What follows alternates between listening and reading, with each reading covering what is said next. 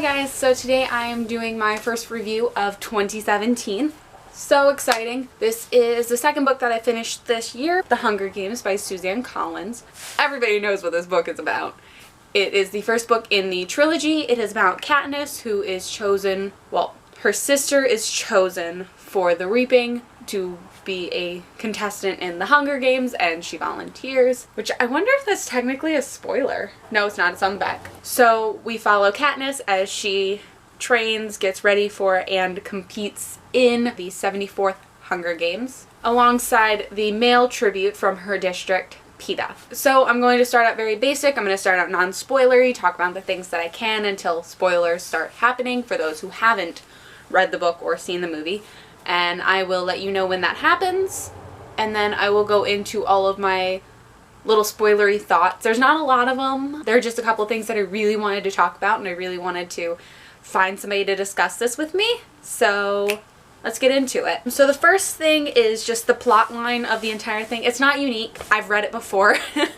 Because back in high school I read Battle Royale. Battle Royale is a novel written by the Japanese author Koshun Takami. I don't know how to pronounce it, but that's how it looks to be pronounced. It was published in 1999. It takes place in the Republic of Greater East Asia, where this class of junior high students are being taken on a field trip, and then they're not on the field trip anymore and they have to kill each other.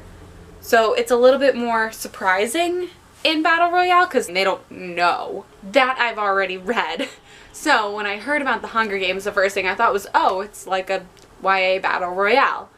And I mean, it is. It very much is. But I really like what Suzanne did with it. So in the Hunger Games, instead, they have the Reaping, where names are chosen out of bowls and everybody knows what's happening, everybody knows it's coming, and you get the chance to prepare for it, which is nice in a way. That's a major difference that I kind of like, and it kind of works better with the American audience. Also, the deaths don't make you want to throw up, because Battle Royale gets detailed. Like, so detailed. There were multiple moments where I literally had to put the book down because I thought I was going to get sick.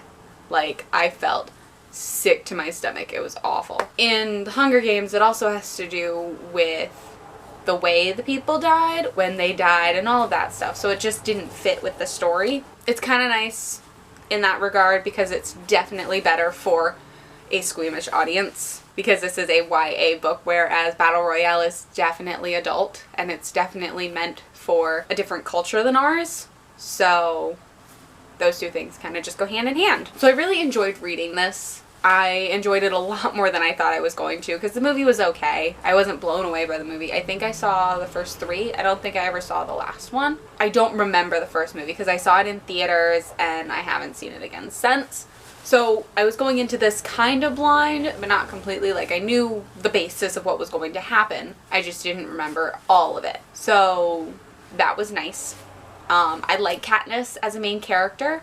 She is definitely a strong female lead. She knows what she wants. She will protect the people who matter most to her. She goes for things. She doesn't just sit back and hope everything will be okay. She goes out, she hunts. She supports her family. You know, she goes and she does it. She gets it done. And I really appreciate that in her as compared to some other female heroines we have had in recent years. So it's really nice to see a strong female lead. At least in this book, I really enjoyed the way her character was. I really enjoyed reading her. Even though there's supposed to be a love story between her and PETA, it doesn't really come out in this book. She doesn't wait around and hope that he'll save her. She saves him. I mean, he does save her in some ways. She saves him too, which gives it a nice balance that a lot of love stories don't really have. The guy is usually the one doing all of the saving, and in this, it's not that way. So I really appreciated that. Some of the other characters, Prim and Gale, as of this point, at the end of this book, they really aren't important characters to the plot. They're really only there in the aspect of building Katniss as a more developed character. The only thing that Prim really does is she's the weak younger sister. Katniss saves her, Katniss helps her, Katniss takes care of her. And throughout the story, you see how taking care of Prim really made her a better person and made her who she is and helped her be the self-dependent fighter that she is. And as for Gale, it's similar. You see how he helped her really come into her own in the aspect of hunting. Her father brought it on and encouraged it and started it, but Gale is really part of the driving force behind it because they helped each other. They built each other up, they pushed each other, they really made each other better characters and better people. So far, those two characters really have nothing to do. Like, they're only there in the aspect of they make Katniss a better person. I think they get fleshed out more in the next books, but as of this book, they're not really fully fleshed out characters. You don't really know them. Peeta, on the other hand, is a more fleshed out side character. We get stories from him, we get stories of his past. You see how him and Katniss interact, how he is just there. He exists as more than just a building point for Katniss, although he does exist as some major building points because he is a love interest, he is a competitor, and he is also her savior in some ways. So, competitor is the most straightforward. He is the male tribute from District 12.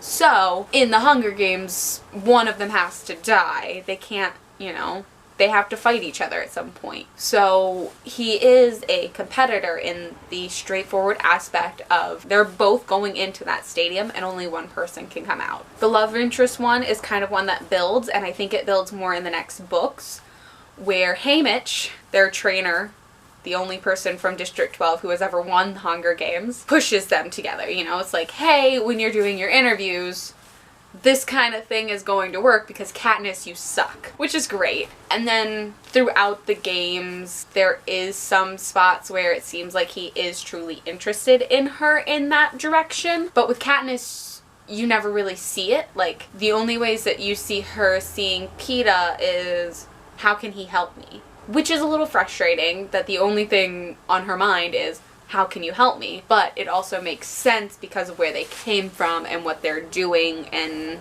all of that stuff. It makes a lot of sense. So Peeta as a love interest is there superficially. We don't really know how deep it goes just yet. And then her savior, there's a story that she tells, which I think she mentions actually more than once, how he gave her bread. He got in trouble, he got beat for it, but he gave her bread when she was starving, and she believes in some ways that he saved her life doing that. In some ways, yeah. The other aspects of the savior theory, I'm going to talk about in the spoiler section because it gets into more details in the games. So this is going to be a middle section. This is just going to be a discussion thing that I really wanted to bring up.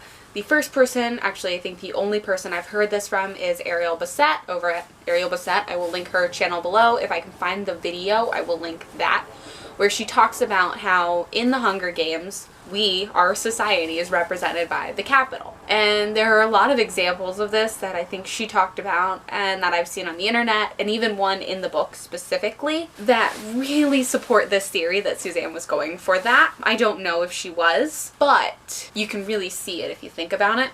So I'll start with the example from the book. The arenas are historic sites preserved after the games, popular destinations for Capitol residents to visit, to vacation, go for a month, rewatch the games, tour the catacombs, visit the sites where the deaths took place.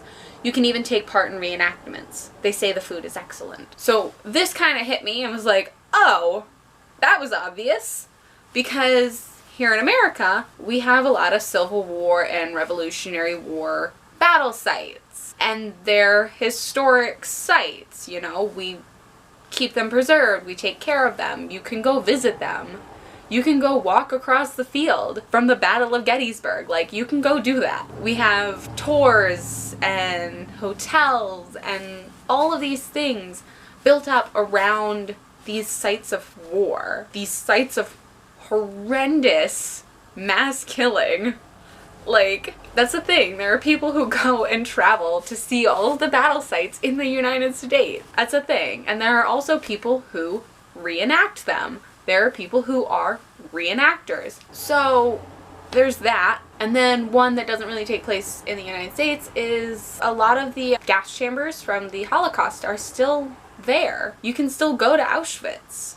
Like, that is still a thing, and people do. It doesn't seem so ridiculous to us when we think about it like that, because yes, we want to go see these historical sites. But when you think about it from that point of view, like somebody who took part in it, it's kind of like, wow, this is something I would like to forget about to an extent, but people are gonna go walk where it happened, reenact it. Like, that's a thing that our culture does, that our society does, at least in America. So, and then something else that I saw on the internet that I forgot about until just now was they came out with a makeup line for all of the districts. Keep in mind the fact that the districts didn't really have money for things such as makeup. The Capitol did. The Capitol was crazy with their makeup.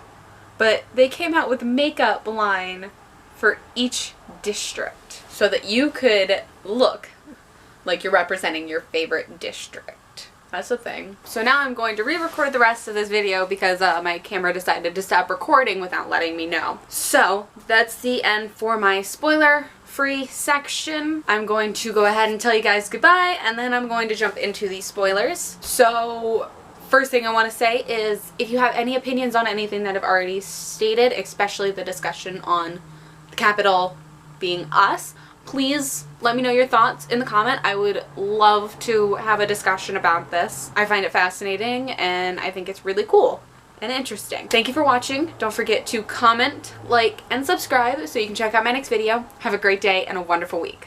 Bye. Alright, let's get into these spoilers.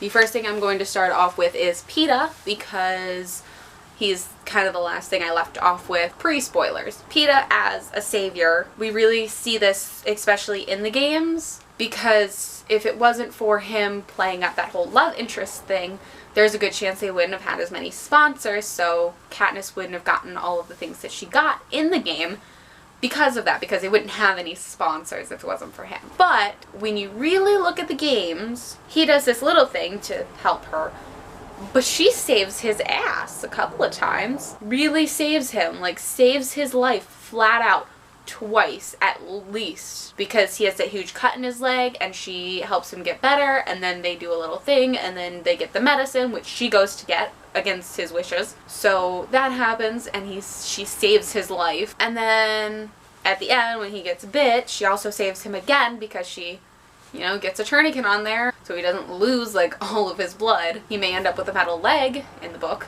Don't remember that happening in the movie. That may happen, but at least he's still alive. I really enjoyed that. That's really refreshing, because usually when we have a female with the male love interest, the male love interest saves her over and over and over again. So in that kind of a situation, he would have been the one to save her, but that's not how it happened.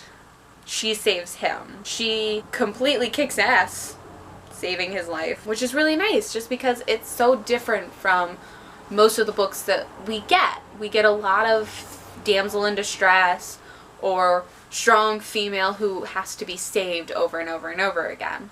It's really nice to see a strong female who saves him. Like, I really appreciated that. That was really nice. It's snowing. That's why I keep looking out my window, because it's snowing. It's kind of nice. Like, it's nice because I don't have to go outside today, so I can just kind of enjoy the snow. It's not building up too much, but it's definitely coming down a little heavier than it was earlier. So the last thing that I really wanted to talk about was this one moment in the book that hurt me inside. So it's at the end of the games where they haven't quite won yet, and Cato comes running out of the woods and he's being chased by these things, and they all get on top of the cornucopia, and then Katniss is looking at him and they're freaking her out, and then she realizes why. Because it's them. It's the other tributes who died. Somehow their eyes, their fur has all been made into these mutt-like things. So that I wasn't expecting, because I do remember in the movie where there's like one, but I don't remember there being like 21 of them. So that kind of hit me hard. Like, I audibly gasped. It was just kind of a moment of like, oh my god, what just happened? Did that really just happen? Like, holy crap. Why? Why? Why? What the fuck, Suzanne? what the fuck? So that hit me like the hardest out of like the entire book, because most of it I was expecting, but that I was not expecting. Like that was just kind of like, oh my god, that was freaky. Alright, so any of you people who stuck around to the end, I would love to have more spoilery discussions with you down in the comments. Make sure you know, highlight that it's spoilery so that you don't spoil the book for anybody who hasn't miraculously read this, because I seriously feel like I'm the last person on earth to read this. So I'm probably not. I know I'm not. But when everybody's read it and nobody's talking about it anymore, it's kind of like, okay, I should have read this a little while ago. That took me a while, but I wanted to wait until the hype died down, just like I did with Divergent. Let me know your thoughts. I would love to discuss this more in the comments. Thank you for watching. Don't forget to like, comment, and subscribe. Have a great day and a wonderful week. Bye.